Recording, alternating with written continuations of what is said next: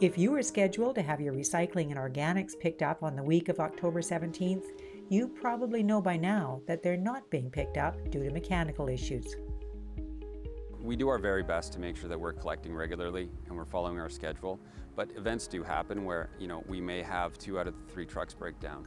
So that single truck is out there working hard, and it's working overtime.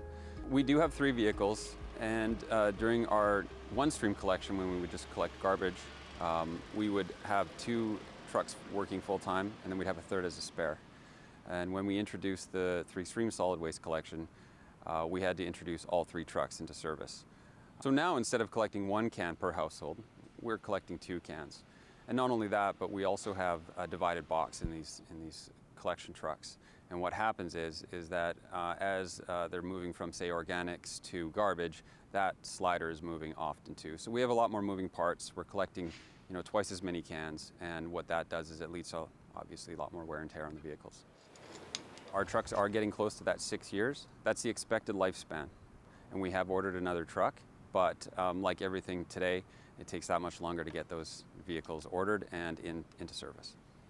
We really appreciate the public understanding that sometimes there are going to be delays in service, but we always do our best to get that service as consistent as possible. And as we move along with our new service plans and we get new trucks in, we'll have a spare so that when service interruptions like this happen, it'll be less frequent.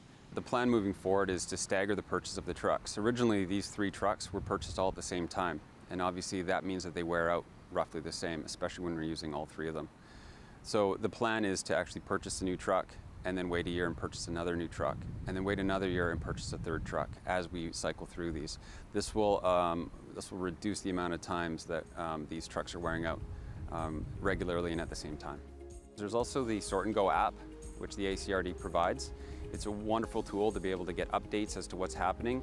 It talks about your collection dates, and it also provides you general information about what you can recycle, what belongs in the garbage, and how the organics works. I'd really like to just thank the public for their patience. We understand that it can be frustrating, and taking your recyclables to the depot when you have a collection system can be frustrating. But it is appreciated.